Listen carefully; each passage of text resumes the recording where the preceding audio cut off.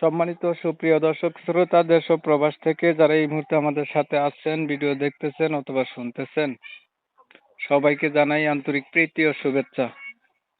বন্ধুরা, আমি কথা বলছিলাম সুইট সুন্দরী অপরূপা মিষ্টি আপুর সাথে প্রতিবেদন করবে বলে সংযুক্ত হয়েছে অডিও কলে।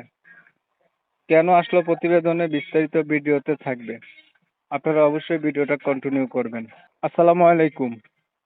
হ্যাঁ, ওয়ালাইকুম সালাম। আসসালামু আলাইকুম। ওয়ালাইকুম আসসালাম।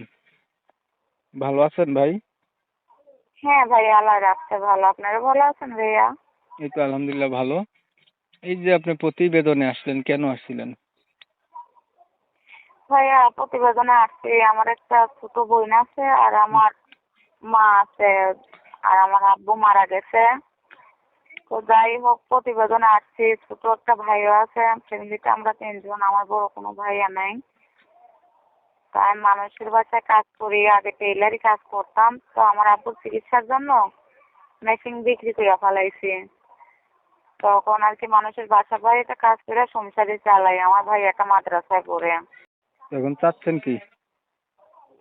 তখন চাচ্ছি ভাইয়া কোন একটা বড় মনের মানুষ একটা যদি পাশে দাঁড়ায়, কিছু হেল্প সহযোগিতা করে। কারণ আমার বোনটা খুবই ছোট, তার বয়স হয়েছে 3 বছর। আমার ভাই একটা মাদ্রাসায় পড়ে, তার অনেকই কষ্টে আছে ভাই। আমার সংসার চালাতে খুবই কষ্ট হয়। সেরকম কোনো বড় মনের ভাই যদি পাশে এসে দাঁড়ায়, সারা জীবনের জন্য জীবন সঙ্গী বানায়, তাহলে আর কি খুবই ভালো হয় ভাইয়া। আচ্ছা, আমি বিষয়টা ক্লিয়ার করে দর্শকদের উদ্দেশ্যে। প্রিয় দর্শক শ্রোতা, আপনারা এই আপুর কথা শুনছিলেন। ওনার হচ্ছে পরিবারে বাবা নাই, অনেক কষ্টে উনি আছে। ওনার হচ্ছে একটা ছোট ভাই আছে, মাদ্রাসায় পড়ালেখা করে। মা আছে না? হ্যাঁ, আমার আম্মু আছে। ওনার আম্মু আছে। উনি উনি হচ্ছে বাসায় কাজ করে এইগুলা সংসারের দায় দায়িত্ব চালায়। তো যেহেতু বাবা নাই, বড় কোনো ভাই নাই, গার্ডিয়ান নাই, বিয়েরও বয়স হয়েছে, চাচ্ছে ওনার দায় দায়িত্ব নিয়ে ওনার পাশে যদি কেউ দাঁড়ায়, মনের সাথে মন যদি মিল খায়, তাহলে হয়তো বিয়ে শাদী পর্যন্ত পৌঁছাবে। এমন একটা মানুষের জন্য উনি আসছে। আমি কি ঠিক বলছি? হ্যাঁ ভাইয়া। তো আমি আন্তরিকভাবে দুঃখ প্রকাশ করছি। কমিউনিটি গাইডলাইনের কারণে ইউটিউব আপডেট দিছে, নিয়ম কানুন মানতে গিয়ে ওনার নাম এবং ঠিকানা স্টেট আপনাদের মাঝে নিতে পারতেছি না। আপনারা অবশ্যই ওনার কাছ থেকে পরবর্তীতে জেনে নেবেন। বাকি কিছু কথাবার্তা আলাপ করতেছি আর কি।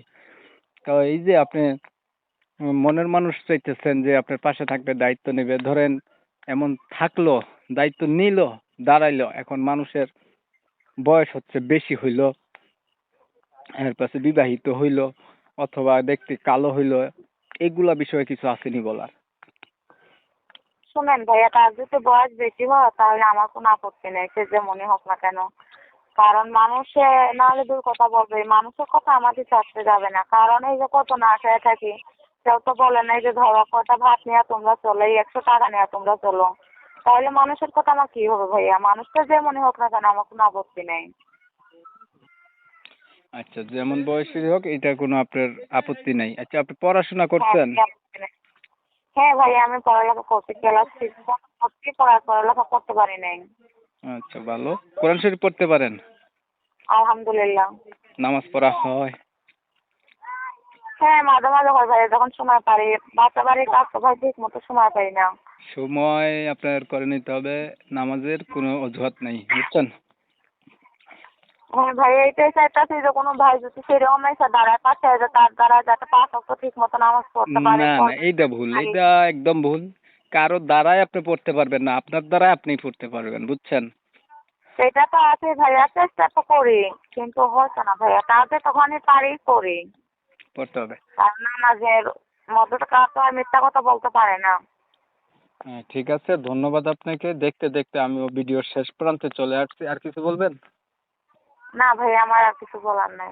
প্রিয় দর্শক শ্রোতা, এই আপুটি কেন আসছে প্রতিবেদনে সেটা অলরেডি আপনারা জেনে গেছেন। এখন হচ্ছে জানার পরে যদি ভালো লেগে থাকে, তাহলে ওনার জন্য একটা লাইক দিবেন, একটা শেয়ার দিবেন, ইমো মেসেঞ্জারে ছড়াই দিবেন, আপনাদের মতামতগুলো কমেন্টে জানাই দিবেন। চ্যানেল যদি ভালো লাগে সরাসরি সাবস্ক্রাইব করে রাখবেন। অনেক সময় নিয়ে ভিডিও দেখছেন, পাশে ছিলেন, এর জন্য সবাইকে জানাই এমএসকে টিভির পক্ষ থেকে অসংখ্য ধন্যবাদ। সবাই ভালো থাকবেন, সুস্থ থাকবেন।